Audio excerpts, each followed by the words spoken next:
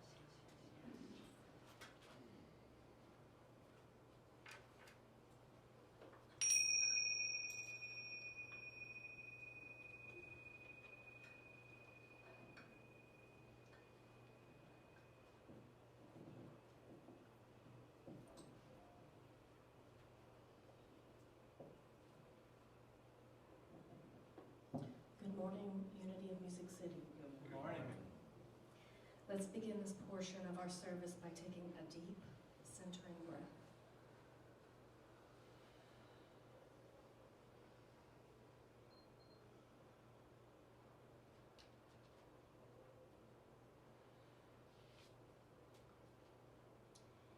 Peace is the highest spiritual outcome.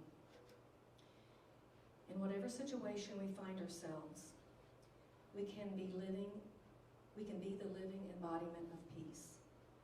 When we take time to breathe in and realign ourselves with our highest self, we can feel the peace of God and bring that peace to those around us.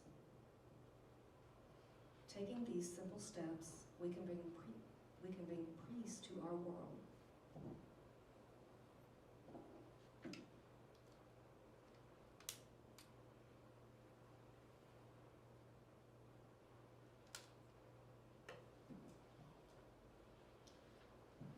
Let's say these 3 affirmations together.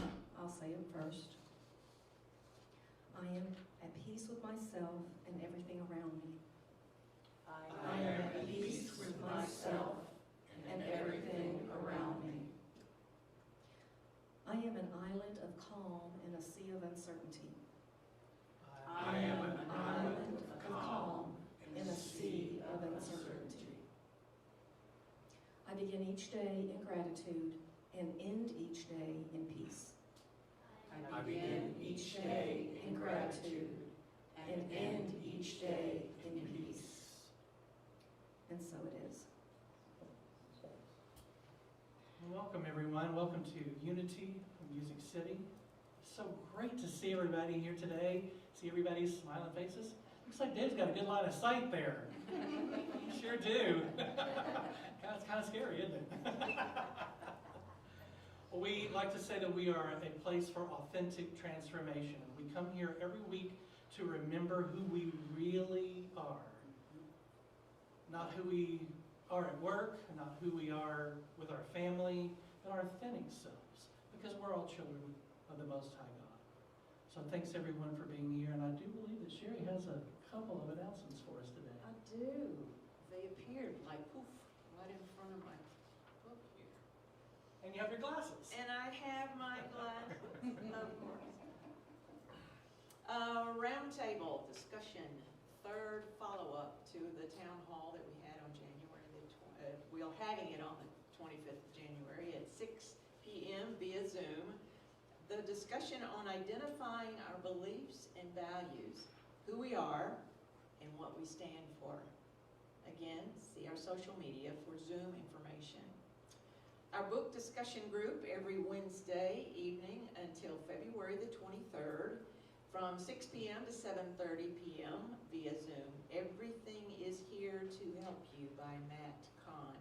It's facilitated by Valerie Dennison. Valerie does a great job with that. And if you'd like more information about it or like some information about how to tune in, you can call or text Valerie at 615-414-8899. And she just walked into the room as I was talking about her.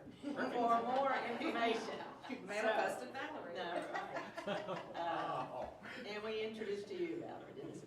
Please see the weekly happenings or check our website for information and the Zoom address. For this Wednesday, Clearings, Chapter 9, pages 133 to 140, I think that should be, but it's 14 says here, but it's 140. The prayer chaplains are available for your prayers. If you have a prayer concern that you would like for the chaplains to hold with you or be made aware of, you can email that prayer request to uofmcprayerrequests@gmail.com. There's also a prayer box at the back of the room, so if you're here today and would like to drop in a prayer request, it's back there waiting for you.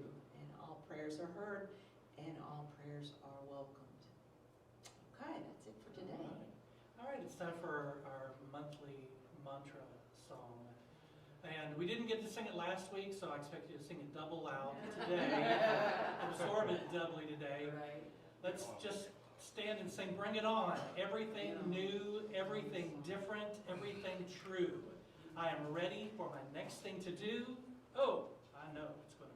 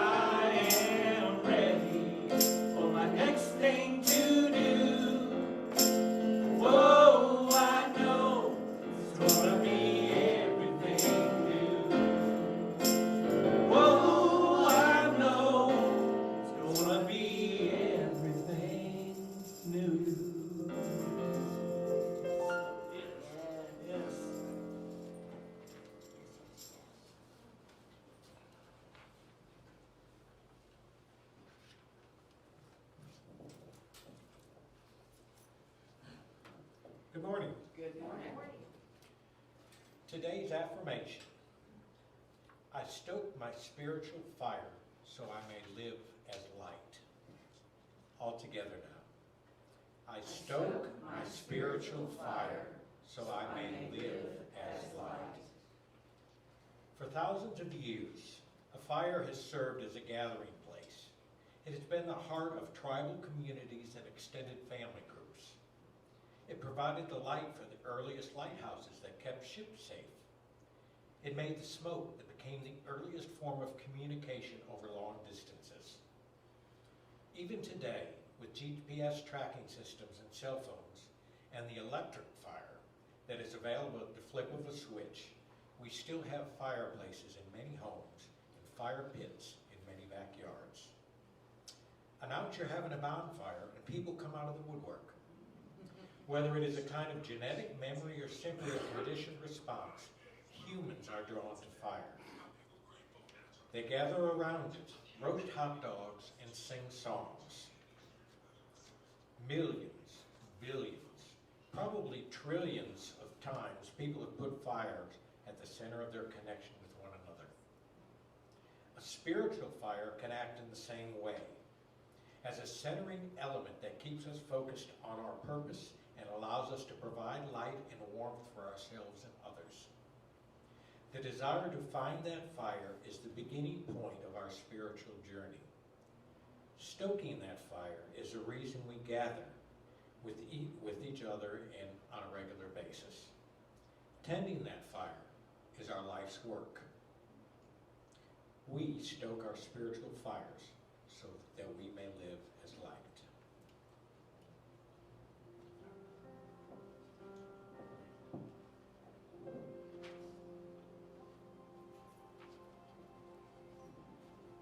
So let's just take a moment here to center ourselves. Close your eyes if you feel so guided. Settle into the stillness.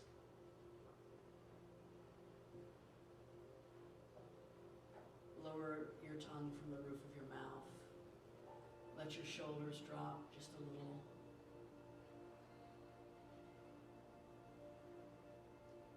See if you can get just 5 or 10% more relaxed than you are right now.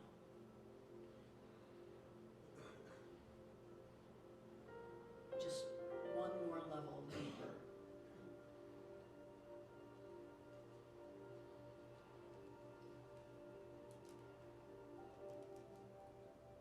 Whatever fidgets come, experience them and then just release them.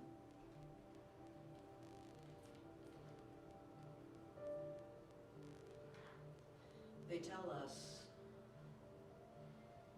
that if you could drill down to the very center of the earth,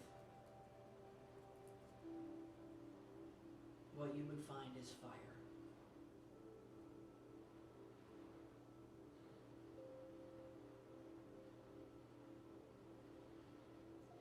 And I believe that you also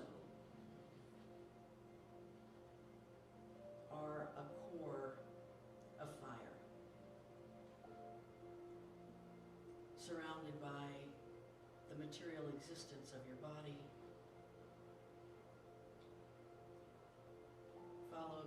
surrounded by that outer exterior of emotional baggage and stress and expectation. And if we can release those and drill down to the very core of our being, we find a pure flame, a pure divine flame that warms us, that lights our way.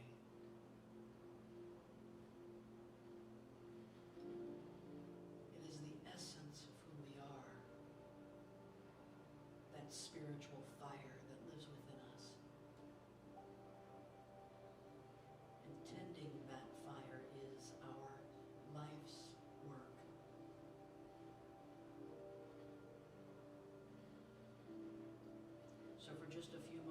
the silence. Let's forget about all the outer layers and spend some time warming ourselves by the fire of our spirit.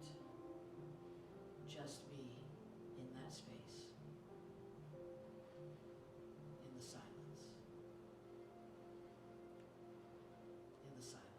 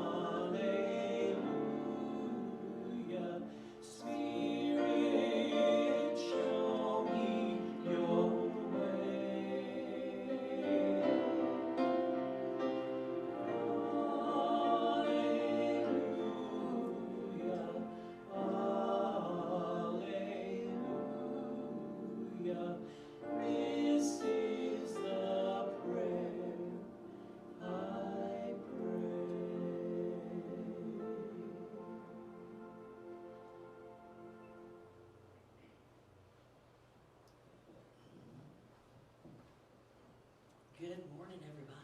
Good morning.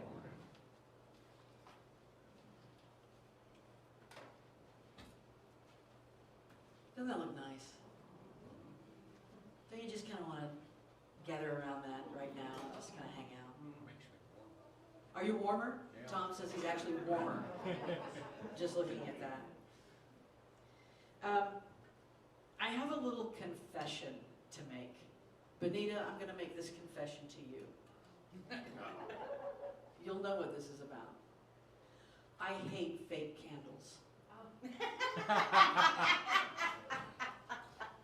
hate them. It's like fake news. If it's news, it's not fake. And if it's fake, it's not news, right? If it's fake, it's not a candle. And if it's a candle, it's got a fire. Now, Nikki kind of likes fake candles. Benita has fake candles back there. You know those little candles. Got a little switch on the bottom of them. Put a battery in them, and you have this little electronic flicker. Nikki likes those, and we have managed to bridge that chasm in our relationship and survive despite that problem. But I like a fire.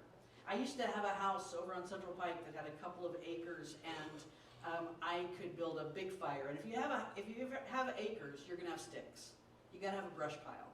And I would build up this brush pile, and about 2 or 3 times a year, I would burn it. The brush pile would get about 10 feet high. The flames would go 20 feet high in the sky. I loved it. I was in heaven. I kept my little garden hose just in case somebody questioned, right? Like that garden hose could do anything.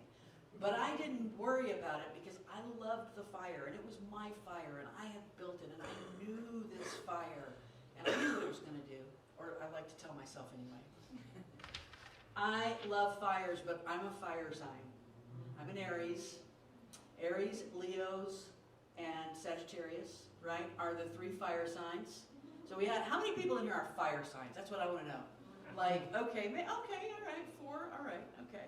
So the rest of you will keep us on track. I have no idea if being a fire sign makes you like fire more, but I think maybe it does. I'm not sure.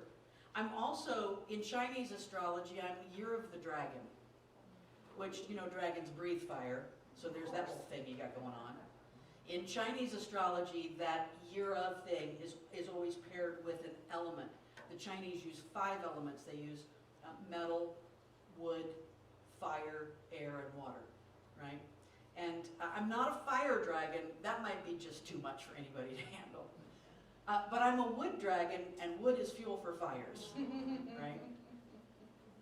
And then, as I was kind of looking over this, as a matter of fact, I should have just, the fire was so nice. There we go. There are my three symbols of my 3 types there. I also, as I was looking up information about fire and fire symbolism, I did not know that in numerology, the master number 11 is associated with fire. And guess what my life path number is? Yeah, that'd be me. So I'm just a burn, baby, burn. Disco Inferno. Got it going on right here. So of course, fire. So we're going to talk about fire today, and this is probably going to be one of a series. It may not be a contiguous series, but periodically I feel it's only fair to the other folks in the room that we will also cover at some point earth and air and water. And we know these 4 elements. Here's the 4 elements there: fire, air, earth, and water. I love that little graphic right there. These elements come to us from the ancient Greeks, right? The ancient Greeks came up with these classical elements that they believed were the building blocks of all of the world. These were the 4 elements that created the building blocks of the material world. Now we know today through science that that's not quite true. But yet, those 4 symbols, those 4 elements have been powerful symbols down through the development of humanity. They're fundamental symbols used through time. One of the most famous ancient Greeks, Aristotle, he actually associated them with 2, each one of them he associated with 2 of the 4 sensible qualities, either hot and cold or wet and dry. So you can see there that fire is hot and dry, Earth is dry and cold, right? Water is cold and wet. Air is wet and hot. Which is kind of interesting the way that all worked together, isn't it? And those are the classical symbols in there for fire, earth, water, those triangles, and air. So that's kind of where we start to talk about these as symbols. This is, by the way, and I started with fire, of course, because of all this fire in my spirit. But it's also the only element that can be created by humans. Right? Humans can't make water. I mean, I suppose we could fuse hydrogen and oxygen things together. But you, right now, can't make water. I don't want to hear any bathroom jokes out of that. And we can't make air, and we can't make earth, but we can make fire. And so because of that, it has been seen as this meeting place between the divine and humanity. It's the place where mortals are most divine, the ability to make fire, right? Classical Greek mythology tells us that Prometheus, who was a titan, and we know he's got the day off today, the titan god of fire, he was said to defy all the other gods. The gods had fire, and he was the one who defied the other gods and gave fire to humans. And that fire, even then in classical Greek antiquity, symbolized so much more than just this hot flaming thing. It symbolized knowledge and technology, and most importantly, it symbolized civilization. To a great extent, we can say that the beginning of human civilization was fire. Another Socratic philosopher, I'm going to get past the ancient Greeks here in just a second, sit with me. For those of you who are going, oh my God, I'm in mythology class. Hey, you love that class, there you go. Heraclitus was a pre-Socratic philosopher who lived in the 6th century BCE. He's the guy who said, you've probably heard this phrase before, you can't step in the same river twice, right? That comes from 2,600 years ago with Heraclitus. And he believed that fire was the element that gave birth to all the other elements. It was what he called the arch element. He wrote, this is beautiful, listen to this, he wrote that the human soul was made up of fire and water. And the goal of our existence was to burn away every drop of water until we are nothing but pure flame. There's a whole sermon in that right there, isn't there? So this fire has been important as a symbol down through time. Now, when I talk about symbolism with my literature students, there's always a point at which somebody says, who says, right? So I might say something like, well, a river symbolizes life and the ocean symbolizes death and eternity. And some student who knows far more than I do will say, who says? And after years of having different answers to that, I finally settled on your DNA, right? Your ancestors. It's so hardwired into us now, thousands of years. These symbols have been a part of the way we kind of communicate and understand and give meaning to our world. And so fire symbolism is especially important, and a lot of symbols also have different kinds of meanings, sometimes meanings that are opposite. White, for instance, in Moby Dick, there's a whole chapter on the whiteness of the whale. And white can mean purity and virginity and innocence, but white can also mean ghostly, deathly pallor, right? And so they have these two differences. So in the same way, fire, which can symbolize creation, also symbolizes destruction, and it symbolizes the transformation that happens, right? Fire is a transformative process. It symbolizes spiritual enlightenment, and it symbolizes sexuality. It symbolizes purification. Many cultures view fire as a symbol of wisdom and knowledge. A lot of rituals start with fire.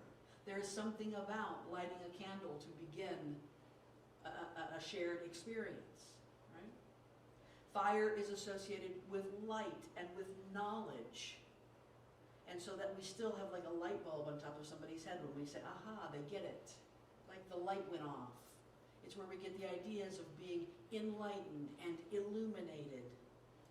And it has those opposites. It can mean spiritual enlightenment, but it's also representative of hell, right? It can mean warmth and illumination. It can also be symbolic of pain and death. It can symbolize purification, and it can symbolize sexual passion.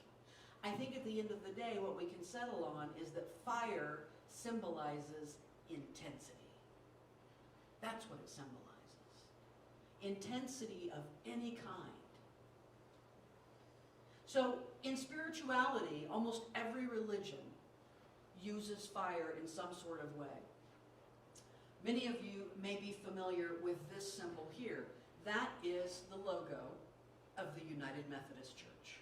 Right? It's called the Cross and the Flame. And it's been the logo of the United Methodist Church for many, many years. It's been a very successful logo. It's the kind of logo where some of you might have recognized it right off the bat, but if I see it on the back of a car or anywhere I'm going, Methodist, there's a Methodist, right? It's been a very successful logo. At the same time, however, you should know, I think it's just this past summer, as a matter of fact, they have started entering into discussions about changing the logo of the United Methodist Church because one minister wrote to the church body and said, I have a lot of congregants for whom this is all they see when they see our logo, right? So while it can represent something very positive, it can also represent something very negative. My grandfather was a builder and he built churches, and he designed a steeple. And he was so proud of this. I think he was more proud of this steeple than anything else. He's so proud of it, he had it patented. My grandfather had maybe the only patented steeple in the history of the world. And it had a square base. It started right, it's a four-sided steeple that tapered to the top. And so at times in this steeple, you just had the braces of the four corners, and inside you would have different symbols. Like he had an open Bible and a dove with an olive branch in its mouth. And then he'd have another level, and it would have 3 rings for the Father, the Son, and the Holy Spirit.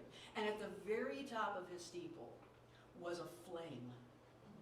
And you could fill it. He had designed it to where, you filled the oil from down in the church. And you could, however, I don't remember how it worked.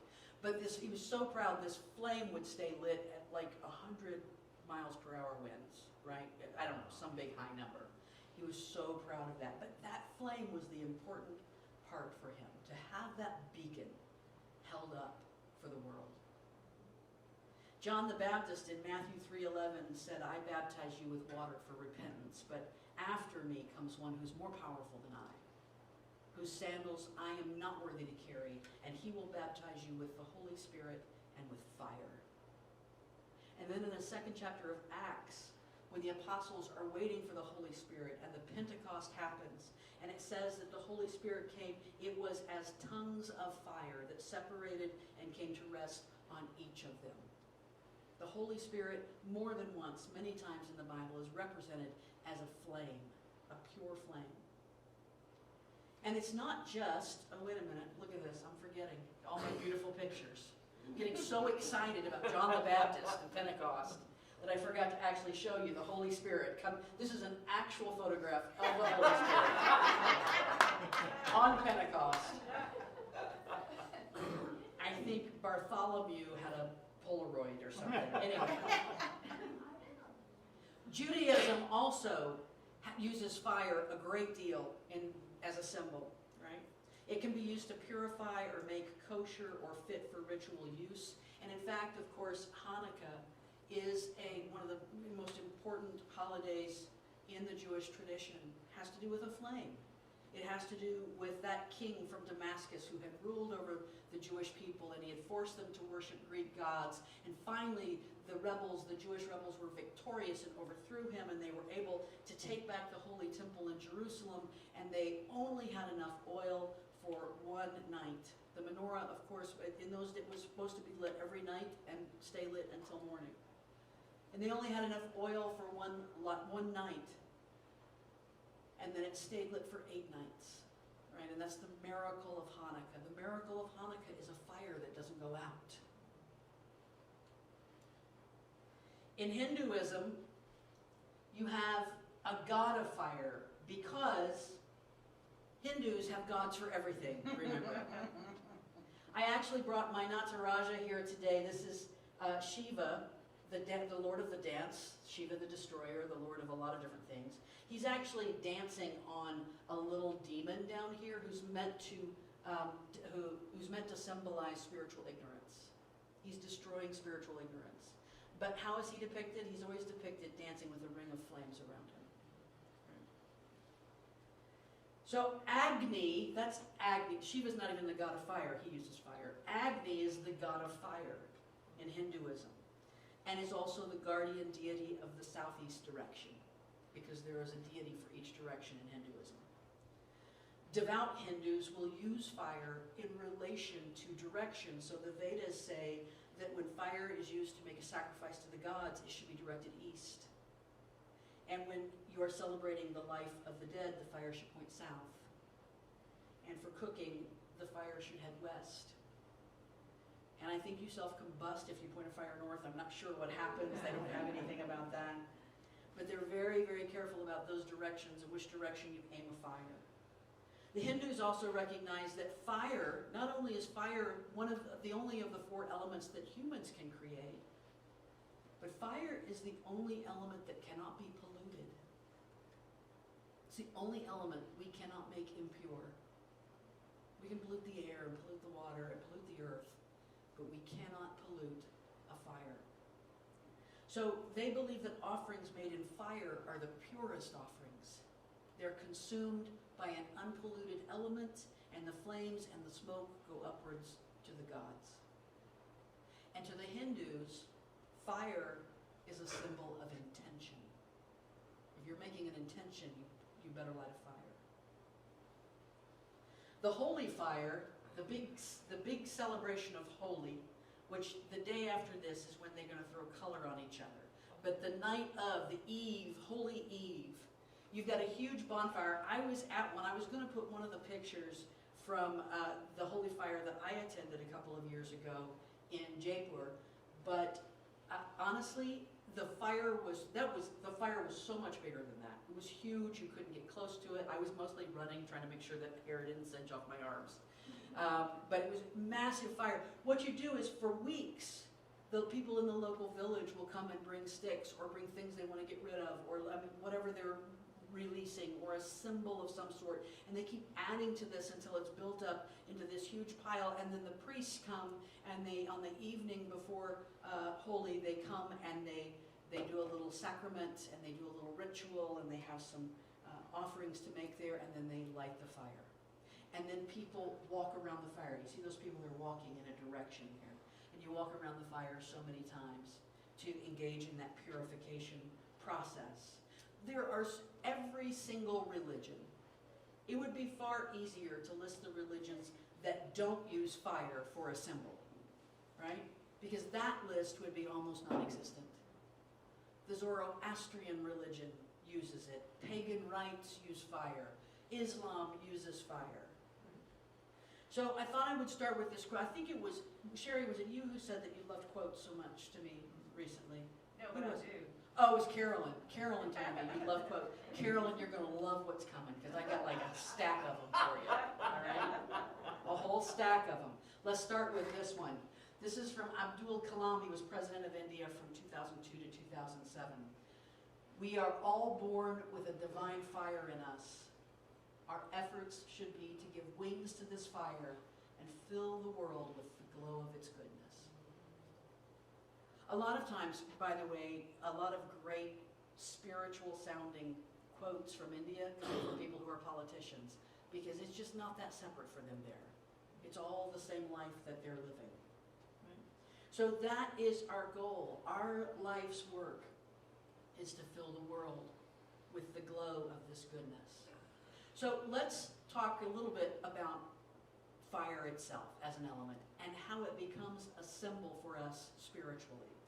So fire is made up of three components. You got to have three components to have a fire. And I think you got to have a symbolic kind of those three components to have a spiritual fire going. So the first thing that you need for a fire is an ignition source. Something has to start the fire. Of course, lightning was an early way that started fire, and you might have the lava from a volcano that would start fire. And so the same with all of us in our spiritual journey. I guarantee everyone in here probably has some moments in their life that they can point to and say, that started something in me.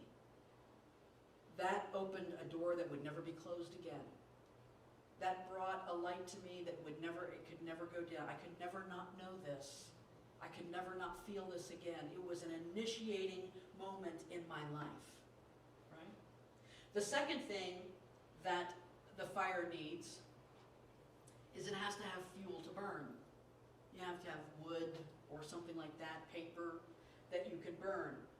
And of course, spiritually, we have to have fuel to burn, to keep our fire going, which might be gathering together like this and talking, being reminded once again of the things that we know to be true, reading a good book, hanging out with people who are on fire, going to a class. Some folks have their fire tended by walking into a metaphysical shop like Aroma G's, right? Some people have their fire tended by remembering to go outside under a full moon and taking a moment and say, just tended the fire again. Just stoked that fire one more time. Whatever it is, hanging out with like-minded people, giving that spiritual flame some fuel. And the third thing that a fire needs, what's the third thing a fire needs? Air. Oxygen, that's right. You've got to have oxygen. One of the easiest ways to put out a fire is to smother it. Right? You cover it with a blanket or you throw sand over it. Right? And so a fire just simply cannot exist without oxygen. While spiritually, of course, we could just simply talk about the breath itself and how much spiritual opening up we can do just by having the breath work for us. Right? Doing the kind of breath work that keeps us. Almost every meditation, every spiritual leader that I admire starts with breathing. Let's breathe. Let's just take a deep breath. But also, I think this has to do with having the room to breathe. So a fire needs the oxygen, but it needs to have the room. You've got to step back and give it space. And I think sometimes when we get into a religion or a belief system, sometimes we start to clamp ourselves down into it a little bit. We stop giving ourselves, even though that started our fire, that was something that felt like fuel, and then we don't let anything else in, and we start to smother it just a little bit. So I think that this can also symbolize that remaining open, letting the air flow freely. So not only are there three elements that a fire needs to exist, but according to Andrew C. Scott, who wrote a book called Burning Planet, The Story of Fire Through Time, there are three stages in the human use of fire. And I think these also have a little bit of a spiritual metaphor for us. Right? 3 stages in the human use of fire. So the first stage was like 1.5 million years ago. And we call that stage the opportunistic stage. This is when people began to first notice, the earliest forms of humans began to notice that a lightning struck that tree and look at it, it's like doing something. And they had discovered, I can maintain that or stretch it by feeding it. I can actually go over there and catch a little of that fire with a stick, and I can bring it back. Can you imagine the first guy who did that? His mother said, put that down, you'll put your eye out, right? Something like that. So you catch a little bit of that fire with a stick, and then I can use it, right? So it's completely opportunistic, right? They used it for maybe light and for warmth, but also they began to recognize that it became necessary for scaring away predatory animals. Very helpful for that. And it was helpful for keeping insects away.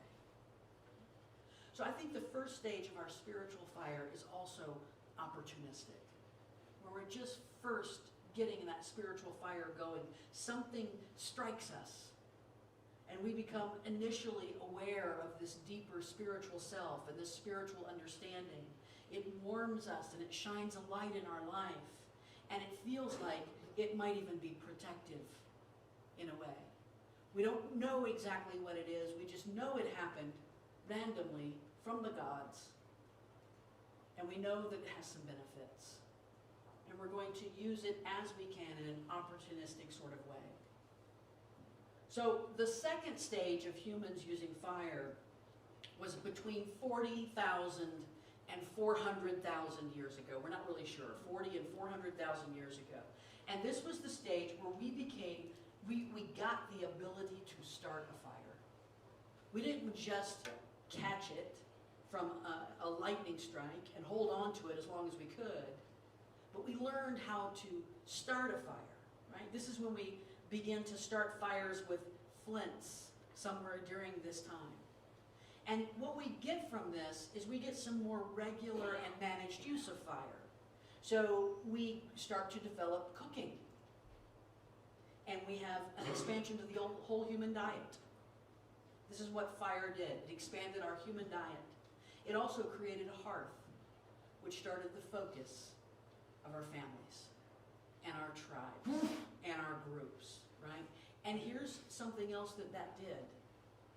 Fire is one of the most important elements in the development of language, because we didn't need language until we gathered together and needed to communicate with each other. And so the more we gather together, the more we begin to develop language and the ability to communicate with one another, right? So in the beginning was not the word, in the beginning was the fire, and then was the word. I was in my seminary class in December, and we had a man who was a shaman speak to us, and he told us that the word shaman comes from the Tungus tribe of northern Siberia, and it means fire keeper. That's what it means. I've been looking up the etymology of the word. I don't find that, but I'm going to go with him because he's been a shaman a lot longer than I have. So, fire keeper. The most important, the spiritual center of a group, was the one who kept the fire going. And in our spiritual stage, this ability to start a fire stage, we begin to self-direct and we start to cook up our own spiritual understandings. We are like students who go from being spoon-fed to learning how to cook. We're learning how to cook our own spiritual food. We can even play with fire a little bit here. We understand what makes it work. We understand our spiritual journey a little bit better. And then the third stage started around 7,000 years ago, and that's when humans began to use and control fire on this very massive basis. And we could do things like clear land for agricultural purposes. Because anybody who deals with land, I'm sure Carolyn knows this, knows that sometimes fire is good, right? Sometimes you got to clear out some land with a good controlled burn to let new growth come in. And so you have to clear this land. On the spiritual level, this is the level. When we begin to use and control our fire, we begin to actually show up as a centered human being who has an impact on every room we come in. We have an impact on the world that we live in. What more could we ever accomplish on this earth than to use our spiritual fire to light other spiritual fires? All right, here come the quotes. Get ready, Carolyn. One of my favorites is from William Butler Yeats. He's an Irish poet, and he says, "Education is not the filling of a pail, but the lighting of a fire." And in the same exact way, spiritual evolution, spiritual education, it's not the filling of a pail. You don't want to come somewhere and just, okay, just fill me up with spiritual ideas. It's just somebody light the fire. How do we light? I am interested in lighting my fire, so that I then become my own producer of light and heat. Right? So here it comes. I'm getting ready to hit you with a whole bunch. Get your camera ready, Carolyn, because here come a whole bunch of quotes. Here's my next favorite one. Bernard Williams, a 20th century English philosopher, said, "Talent is a flame, genius is a fire." I love that. Isn't that fantastic? I always have to wait until Carolyn puts her phone down. That's all I'm waiting for. Check this one out. These are going to build on one another. John W. Foster, a 19th century American diplomat, one of the strongest characteristics of genius is the power of lighting its own fire. I love that so hard, I can't even begin to tell you. Right? The strongest characteristic of genius is the ability to light our own fire. I don't need anybody else to do it for me. I don't need anything outside of me. I have it all within me. Will I choose to do it? That is where my genius lies. Here comes another one. Rumi, set your life on fire. Seek those who fan your flames. Right? Set your life on fire. And stay around those who keep your fire going. Have you ever been around people who put your fire out? Yes, I have. It's one of the reasons why they often say, if you have a good idea or you have a dream, maybe don't share it with a lot of people for a while. Because someone's going to come along with a blanket. And they're going to throw that blanket over that dream and say, well, now, it might not work. Yeah, have you thought of this? So the most dangerous question in the world, have you thought of, hush, I don't want to hear it. Because most of the time I will say, yes, I have. What do you think I am? Yes, I'm thinking of those things. So seek those who fan your flames. Here comes another one. You know this one. This is my favorite from Muji. Step into the fire of self-discovery. It will not burn you. It will only burn what you are not. I love that one so much too. It will not burn. It's only going to burn away what you're not. Don't be afraid of the fire. I remember days like that where I was a little bit afraid to commit to the full spiritual journey because what was I going to have to let go of? What might I have to, do I have to stop swearing? Because that might be a problem, right? What am I going to have to let go of? Am I going to have to let go of some of those more colorful and dramatic and demonstrative aspects of who I am? No. It's going to just you're going to be in the fire then, dancing in the fire. It's going to get even more dramatic. But boy, that is a fear sometimes, that it's going to burn me up. It's going to make me disappear. It's only going to burn away what you are not. And what I was not sometimes were all of those versions of myself that I put on because I thought it made other people more comfortable. And those weren't me. Right? So those could get burnt away. Here comes another one. Get ready. This is from Ferdinand Foch, who was a French general in World War I. The most powerful weapon on earth is the human soul on fire. Now this guy was a general in World War I. So as a general, he's going to talk about weapons. But I think we could use the word force there, and it would just be just as powerful or more so. The most powerful force on earth is the human soul on fire. And I believe that.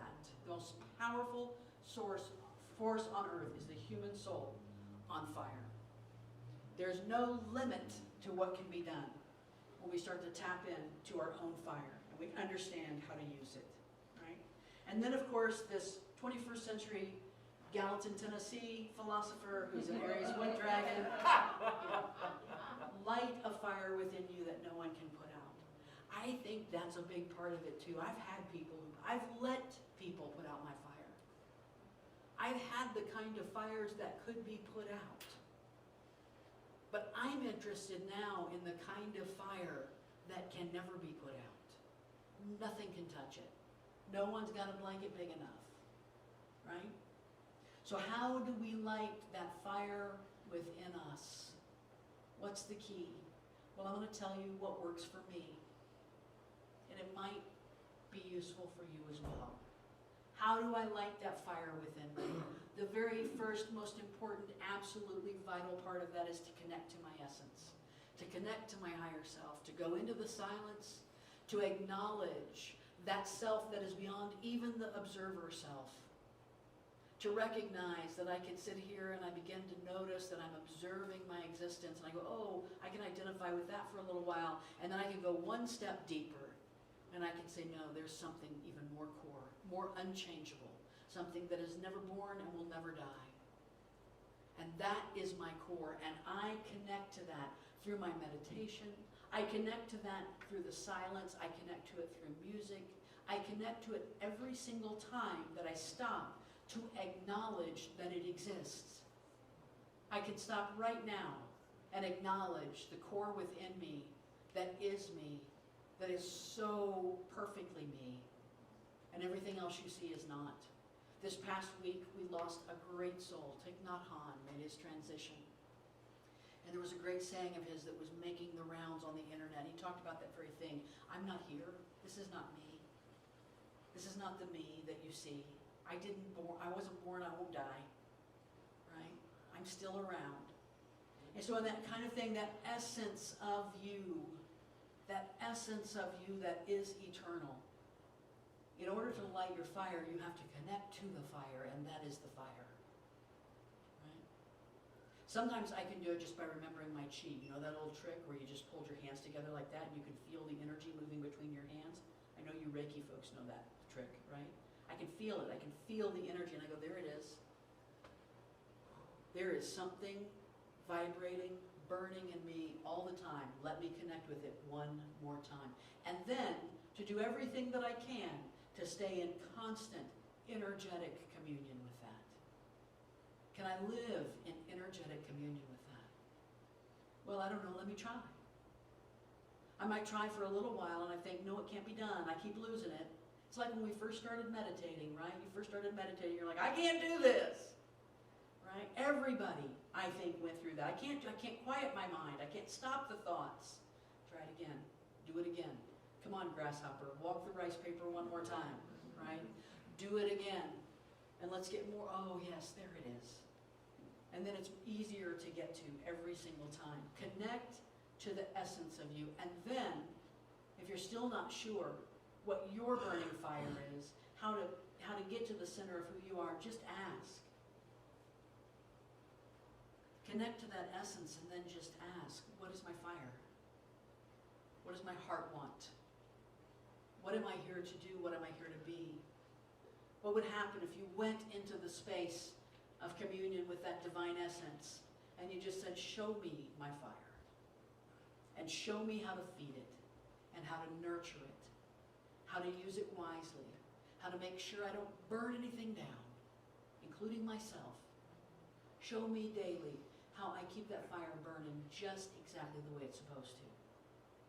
Because the clearer we get about this, the more laser-like our energy becomes. It's not just a wildfire out of control anymore or a scatter shot. We become like a direct beam of energy and light that can cut through steel. And that's a miracle. That is a kind of miracle. Perhaps this living in the fire is the place where miracles are born. Third step, stay where there's fuel. My mother used to say, if you don't want trouble, don't go where trouble is. And it made a lot of sense. And I think if you want to keep your fire lit, you go where there's fuel. It's one thing to light a fire, it's another thing to have no wood sitting there waiting for it. Stay in places where fires are burning, where you have the biggest chance for something to ignite within you. That can happen anywhere. But we increase the odds of our fire leaping into flames when we are with people who understand their fire and understand their purpose. We know those people, right? And sometimes we don't even understand how much we are those people. I've known those people who just being in their presence lights something in me. I can feel the heat of their flame. And then when someone has come to me, like a student, and they say the same thing to me, and I didn't even know that my flame was impacting them, that the fire of my spirit was having an impact on them. That's a moment like no other.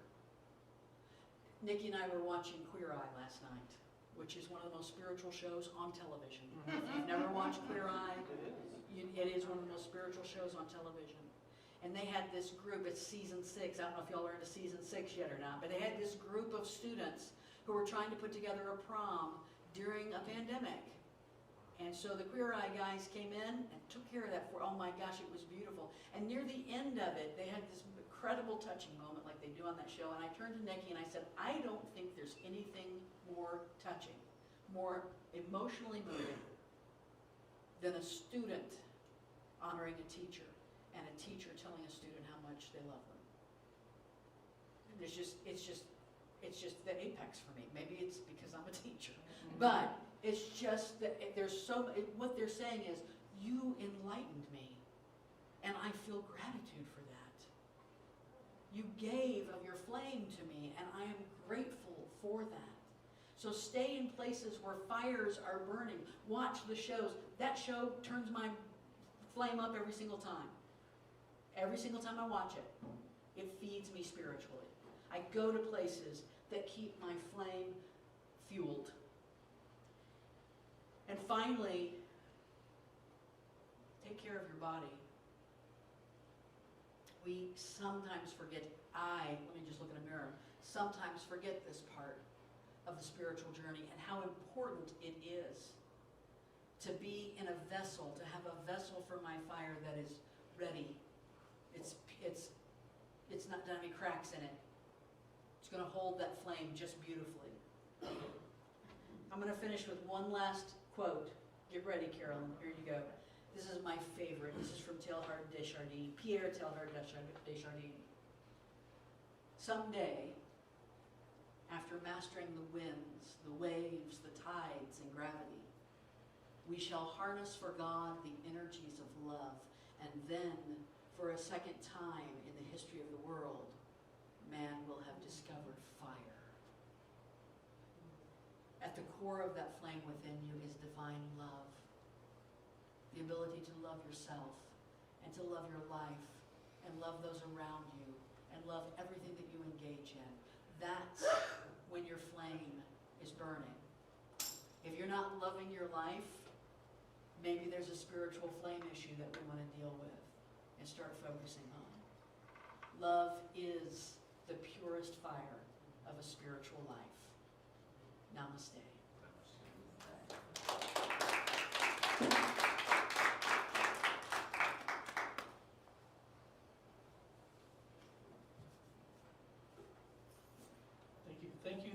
Thank you so much, Deb.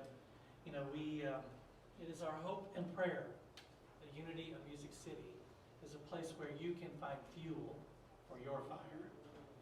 All kinds of different places to get it. This is one, and it just happens to be my favorite. And it's kind of in that spirit that I want to say thank you today for coming. Thank you for being here. Thank you for taking time out of your busy week to be here, be with us, to share your energy and your love with us. And we want you to give back in any way that you can, time, talents, treasures. We have all kinds of great ways to give. There's the code if you want to take your phone out there and, you know, I think we've tested it. It does work, right? Okay. There's PayPal, the red bucket right back there in the back, and automatic bank draft. You can contribute through your Amazon Smile account, Kroger Rewards card. We are just all over the map, right? So let's take just a moment and say our offertory blessing together. I am grateful for another day of living. I am grateful for a new chance to forgive. I'm grateful to receive life's many blessings. And I'm grateful for the love I have to give. Let's stand and sing it.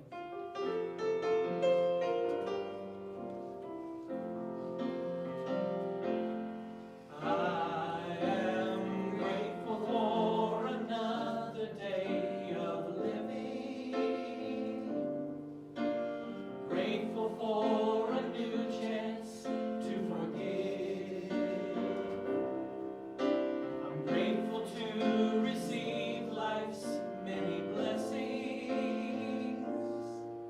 and I'm grateful for the love I have to give. I am grateful for another day of living, grateful for a new chance to forgive. I'm grateful to receive life's many blessings, and I'm grateful for the love I have to give. I am grateful for the love I have to give. Sherry, will you lead us in the prayer for protection? The light of God surrounds us. The love of God enfolds us. The power of God watches over us. Wherever we are, God is, and all is well. Life is good. We are truly blessed.